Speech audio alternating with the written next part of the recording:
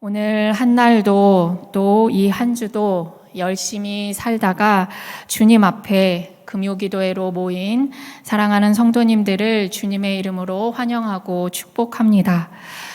우리 조금 어색할 수도 있지만 주님 안에서 한 몸 이룬 앞뒤 좌우 사람들을 바라보면서 한번 이렇게 인사해 볼까요? 힘내세요. 하나님께서 당신과 함께 하십니다. 힘내세요. 하나님께서 당신과 함께 하십니다. 아멘. Secure base라는 말을 아시나요? 안전기지라고 번역해서 사용하는데 애착 이론에서 나오는 심리학 용어입니다. 심리적으로 편안하고 안전하게 느끼는 마음의 안식처를 지칭하는 말이에요. 우리가 격한 하루를 보낸 후에 집에 돌아가서 편안하게 누울 수 있는 소파나 침대에 쉬면서 긴장을 풀고 있으면 어느새 스르륵 잠에 드는 것처럼 안전기지는 언제든지 내가 기대고 의존하며 쉴 수 있다는 믿음이나 신뢰를 주는 심리적 안식처를 말합니다. 세상을 살다 보면 삶이 참 힘겹고 버거울 때가 있잖아요. 너무너무 힘들고 도저히 방법이 없다고 느껴져서 절망에 빠질 때가 있습니다. 그나마 인생을 대충 살면 이런 일도 적을 텐데 열심히 살려고 노력하는 사람일수록 지치고 힘든 일이 많을 수밖에 없습니다. 이렇게 삶에 지치고 힘들 때 여러분은 어떠세요? 푹 쉬고 싶다 이런 생각 안 드세요? 그럴 때면 누구도 신경 쓰지 않고 나를 지치게 만드는 모든 것으로부터 벗어나서 진정으로 또는 편안하게 의지하고 쉴 수 있는 장소를 찾습니다. 그것이 바로 안전기지예요. 사랑하는 성도님들의 안전기지는 어디이고 또 무엇인가요? 오늘 말씀에서 시인은 안전기지를 찾았습니다. 이 땅에서 가장 행복하고 안전하게 살 수 있는 장소를 새롭게 발견하는 영적인 눈이 띄었습니다. 그래서 발견한 곳이 바로 오늘 우리가 함께 본 말씀 1절에 나오는 지존자의 은밀한 곳이자 전능자의 그늘 아래입니다. 지존자는 누구이고 전능자는 누구인가요? 하나님입니다. 지존자는 하나님이 모든 것 위에 높으시며 모든 권세를 지니신 주권자이심을 강조하는 이름이고 전능자는 모든 것을 할 수 있으신 하나님의 능력을 강조하는 이름입니다. 하나님께 능력과 주권이 모두 있다는 말이에요. 우리는 능력은 있는데 권리가 없어서 어떤 일을 못하기도 하고 반대로 권리는 있는데 능력이 없어서 어떤 일을 못하기도 합니다. 무언가를 보호하는 측면에서도 마찬가지입니다. 역사를 살펴보면 왕이 힘이 없어서 쫓겨나는 경우가 있는데 반대로 자기 힘은 있었지만 권력이 약해서 모함을 당하고 죽임을 당하는 경우도 있었습니다. 그리고 그런 이야기들 속에는 그 왕을 믿고 따르는 사람들이 있기 마련인데 그들의 운명은 결국 그들이 믿는 그 대상이 어느 정도의 능력과 권력을 가졌느냐에 따라서 결정됩니다. 그런데 우리가 믿는 하나님은 지존자이시며 또 전능자이십니다. 그러니까 하나님께 피하는 자들을 하나님께서 능히 보호하실 수 있다는 말이에요. 그래서 성경은 반복해서 누가 주와 같으리요? 라고 묻고 주와 같은 분은 없다 라고 답합니다. 그런 하나님의 그늘 아래에 있다는 것은 정말 완벽한 보호 아래에 있다는 것입니다. 어떤 상황도 하나님보다 크지 않고 그 누구도 하나님보다 강하지 않으니 걱정도 근심도 할 필요가 없습니다. 요한복음 10장 29절에서 예수님은 이렇게 말씀하십니다. 그들을 주신 내 아버지는 만물보다 크심에 아무도 아버지 손에서 빼앗을 수 없느니라. 아멘. 상황이 어떻게 변한다고 해도 하나님의 그늘 아래는 언제나 안전합니다. 그렇다면 중요한 것은 하나님이 나를 보호할 수 있느냐, 그렇지 않느냐가 아니라 내가 그 하나님의 보호 아래 있느냐 하는 것입니다. 이 질문에 대해서 시인의 대답은 그렇다예요.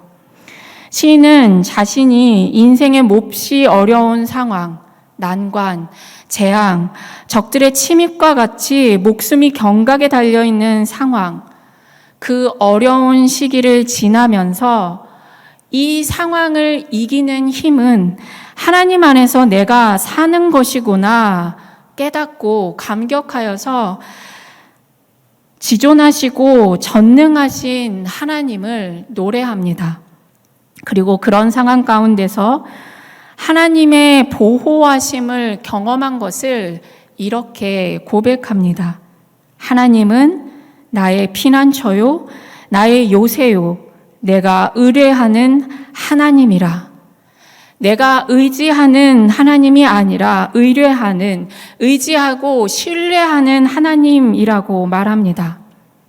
나의 믿음이, 나의 자신감이, 내가 설 수 있는 힘이 하나님께 있다는 고백입니다. 이 고백의 의미를 오늘 우리가 함께 본 말씀 9절에서는 이렇게 설명합니다. 내가 말하기를 여호와는 나의 피난처시라 하고 지존자를 너의 거처로 삼았으므로. 아멘. 하나님을 거처로 삼은 사람의 고백이라는 말입니다. 아무리 하나님에 대한 객관적인 사실을 많이 알고 또 많이 들었다고 해도 또 아무리 전능자의 그늘 가까이에 그 언저리에 있다고 해도 전능자의 그늘 아래에 들어가 있지 않으면 의미가 없습니다. 아무리 하나님에 대해서 좋은 이야기를 하고 교회에 잘 다닌다고 해도 하나님이 나의 피난처요, 나의 요새요, 나의 하나님이라고 고백하지 않으면 아무 의미가 없습니다. 내가 부르는 하나님이 정말 나의 하나님이신지, 내가 그렇게 하나님을 고백하고 남은 삶을 그렇게 살아가기 원하는지 우리 스스로를 점검하고 하나님의 그늘 아래로 나아가야 합니다.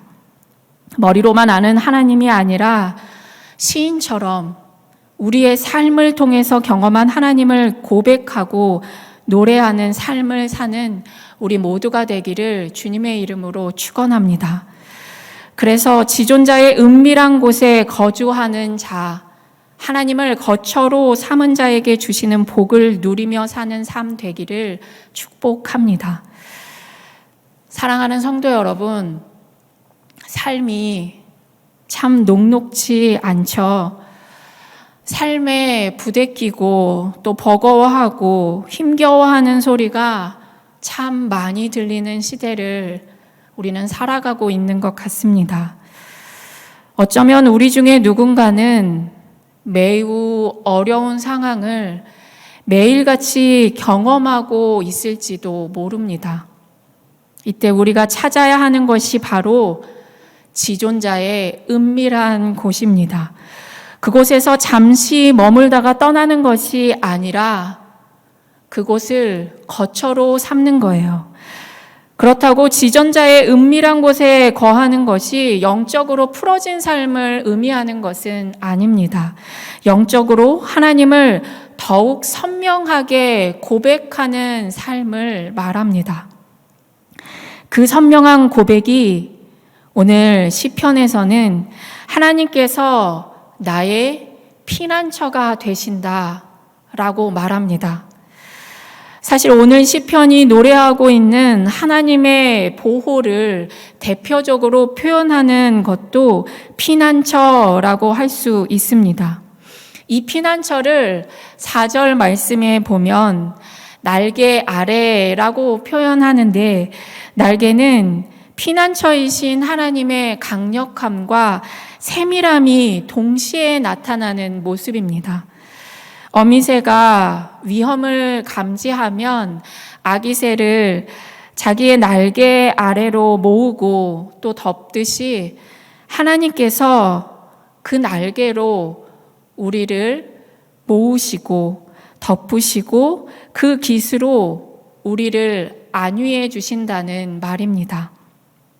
기계적인 보호가 아니라 인격적인 보호하심이고 사랑의 돌보심입니다. 그 사랑의 돌봄을 3절에서 구체적으로 이렇게 노래합니다. 3절 말씀 함께 읽겠습니다. 이는 그가 너를 새 사냥꾼의 올무에서와 심한 전염병에서 건지실 것이미로다. 아멘. 새가 사냥꾼이 놓아둔 올무에 걸려든 모습을 한번 상상해 보세요. 올무에 걸려든 새는 아마 그 올무에서 벗어나기 위해서 있는 힘을 다해서 날개를 퍼덕거리면서 날아오르려고 애쓸 것입니다. 그런데 그 노력은 오히려 자기 몸을 찢는 것 같은 고통으로 다가올 거예요. 그러면 그 순간 새는 죽음의 공포를 느낄 것입니다. 꼼짝도 할 수 없다는 자신의 모습에 실망감과 자괴감에 빠질 거예요. 그래도 죽을 힘을 다해서 날개를 퍼덕일 텐데 그때마다 새의 몸은 갈갈이 찢어지는 것 같은 아픔과 고통만 있을 것입니다. 이런 상황에서 새가 올무에서 벗어났다는 말은 새를 얽어매고 있던 올무가 끊어졌다는 말입니다. 올무가 끊어진 순간 새는 어떤 느낌을 받았을까요? 와, 이제 살았구나. 이제 자유구나. 이것이 우리가 주님께 받은 은혜이고 감격입니다. 심한 전염병에서 건지신다는 말도 재앙 가운데 안전하게 우리를 보호해 주신다는 불변의 약속입니다. 시인이 지금 노래하고 있는 하나님의 보호는 시시한 보호가 아니라 완벽한 보호입니다. 지존자의 은밀한 곳에 전능자의 날개의 깃으로 덮으시고 방패와 손방패가 되어주시고 올무에 걸렸다면 끊으시고 심한 전염병이 해치지 못하도록 보호하시는 이 하나님의 보호하심은 하나님의 백성들을 완전하게 충족해 하십니다. 그렇다면 우리의 반응은 어때야 할까요? 충족한가, 그렇지 못한가를 시험해서는 안 됩니다. 이 보호가 정말 오래 가는 것인가? 이 보호가 안전한가? 충분한 안전성을 보장해 주셨는데도 그것을 의심하면서 내 몸 하나 지키겠다고 거기 앉아 있으면 안 된다는 말입니다. 하나님이 우리에게 특별한 보호를 주시는 이유는 우리를 단순히 재앙으로부터 아무 일 없도록 보호해 주시는 것만이 아니라 하나님의 보호는 그 보호를 받을수록 하나님이 원하시는 세계를 향해서 하나님께서 이루고자 하시는 그 뜻을 향해서 아무리 전염병이 창궐하고 전쟁이 흉흉한 것 같고 당장 죽을 것만 같은 그런 상황 속에서도 담대하게 일어서서 나아가라는 성도에 대한 하나님의 요청입니다. 여러분, 피난처는 언제 필요한가요? 피난처는 위험한 순간에 필요합니다. 그러니까 피난처가 있다는 것은 아무런 어려움이나 문제가 없다는 말이 아닙니다. 문제가 일어나고 상황이 어려울지라도 피난처가 있으니 피난처에 들어와서 쉬고 그 안에서 머물면서 새 힘을 얻고 주님의 뜻을 향한 행진을 멈추지 말고 계속하라는 도전입니다. 사랑하는 성도 여러분, 힘들고 어려워도 주저앉아 있지 마세요.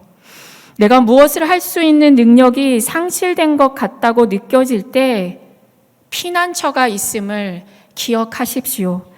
지존자의 은밀한 곳이 있습니다. 그곳에서 주님을 만나는 새 힘을 가지고 일어나 다시 앞으로 나아가는 일을 쉬지 않는 우리 모두가 되기를 축복합니다. 그렇게 살아가는 자들에게 하나님께서 말씀하십니다. 오늘 우리가 함께 본 말씀 14절부터 16절까지의 말씀 함께 읽겠습니다. 하나님이 이르시되 그가 나를 사랑한즉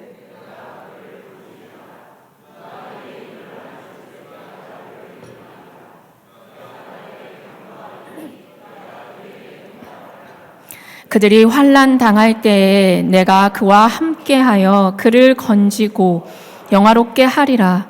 내가 그를 장수하게 함으로 그를 만족하게 하며 나의 구원을 그에게 보이리라 하시도다. 아멘. 하나님을 사랑하고 하나님을 친밀히 알아서 그 이름을 높이며 전능자의 그늘 아래 사는 자에게 주시는 하나님의 약속의 말씀입니다. 여기서 사용된 사랑하다는 이 단어는 같은 의미로 자주 사용되는 히브리어 단어가 아닙니다. 구약에 자주 나오지 않는 단어인데 목적이 되는 대상을 향한 강한 열망이 포함된 단어입니다.